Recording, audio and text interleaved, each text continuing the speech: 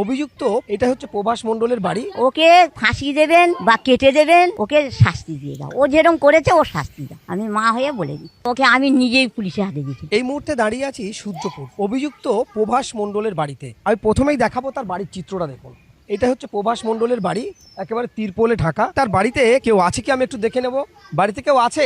দেখুন, বাড়িতে কেউ নেই, ফাঁকা পড়ে আছে বাড়িতে। প্রভাস মণ্ডলের বাড়ি একেবারে জরাজীর্ণ। দেখুন, তার থাকারও জায়গা নেই বলা যেতে পারে, কেউ নেই। একটা চারিদিকে তিরপলের ঘেরা, একটা প্লাস্টিক দেয়া এই প্রভাস মণ্ডলের বাড়ি, যাকে প্রথম ভোর রাতে এই সূর্যপুরের ঘটনায় যাকে প্রথম তুলে নিয়ে যাওয়া হয়েছিল সিসিটিভি ক্যামেরা দেখে, এবং তাকে নিয়ে যাওয়ার পরে একের পর এক অভিযুক্তদের নাম সেই বলে দেয়, এবং দেহ ওই 11 বছরের নাবালিকার দেহ কোথায় ছিল সেই প্রভাস মণ্ডল কিন্তু দেখিয়ে দেয়। এখানে যেটা উঠে আসছে, আমি তার দেখাবো তার মায়ের বাড়ি। প্রভাস মণ্ডলের বাড়িতে এসেছি, তার মায়ের দেখাবো। তার মায়ের বাড়ি দেখুন, একেবারে সত্যি খুবই ছোটোখাটো বাড়ি, একটি জরাজীর্ণ, গরিব মানুষ। কিংবা আপনার ছেলে কি করতো? আগে হচ্ছে কি এই রান্নার কাজে যেত।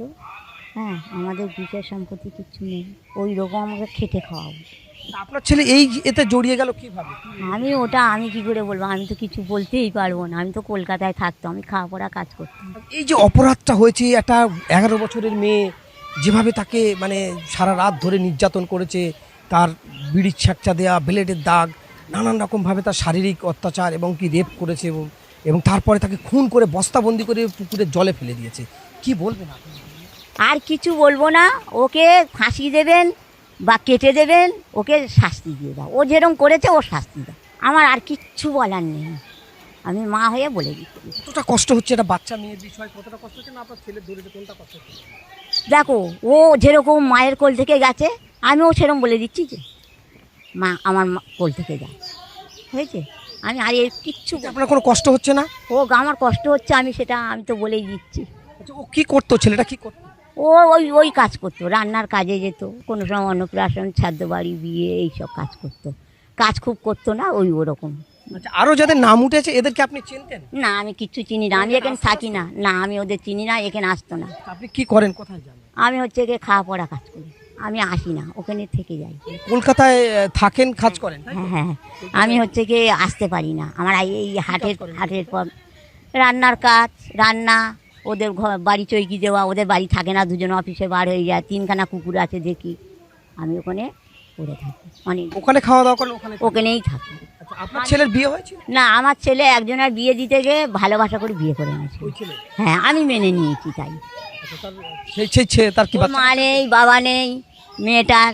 হ্যাঁ, ওরও খুব কষ্ট, দেখার কেউ নেই, আমি ওকে মেনে নিয়েছি। ও এসে খেটে খাচ্ছে, কলকাতায় কাজ করছে। একটা ছেলে, 16 বছর বয়স।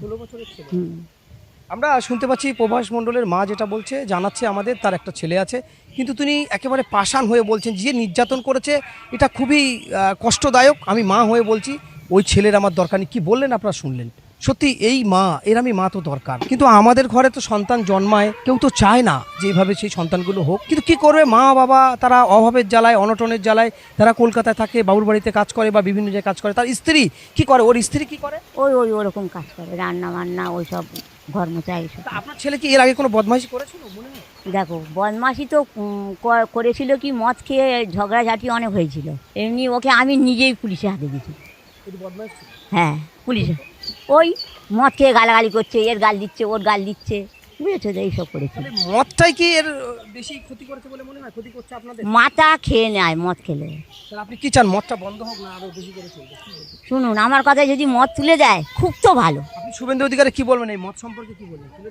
একদম তুলে দিক না। আর আমার ছেলের ওই শুভেন্দু অধিকারী বলে দিচ্ছি, ওকে যা করবে, ফাঁসি দিক, মেরে ফেলুক, যা কিছু করুক, আমার কোনো আপত্তি নেই।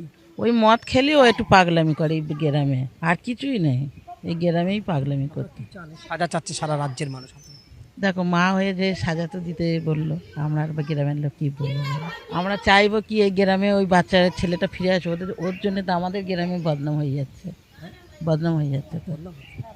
একদমই খারাপ লাগছে, দেখছো না, সব ঘরের মধ্যে ভয়তে বার হতে ভয় লাগছে করতে।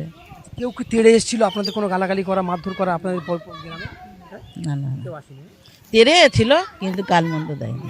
কালকে তো ছিল, ওরা ঘর জানলে ওরা বুঝতে পারলে কাল ভেঙে চড়ে সব ফিরে যেত। কাল প্রচুর লোক এসেছিল, না একে ঘর ঠিক করতে পারিনি, এ ঘর ঠিক করতে পারিনি বলে ভাঙতে পারিনি কালকে। প্রচুর লোক এসেছিল, আমরা তো সব বাড়িতে। না আমাদের কেউ, আমরা বাইরে বার হইনি ঘর থেকে। এ লোকের সীমা নেই তো, এ লোকের সীমা নেই। না না না না, পুলিশও বলেনি কি, অত পাবলিক এসেছিল কারণ।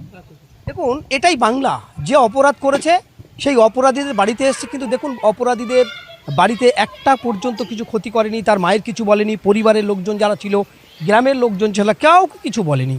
যারা এসেছিল কিছু বলেছে আপনাদের, গালাগালি বা কোনো বাজে কথা বলেছে? কিচ্ছু বলেনি। প্রভাস মণ্ডলের মা কিন্তু চোখ ছল ছল করছে, তারপরেও প্রভাস মণ্ডলের মা বলছে ওর ফাঁসি দিক, যাই করুক, সেটা আপনারা শুনলেন।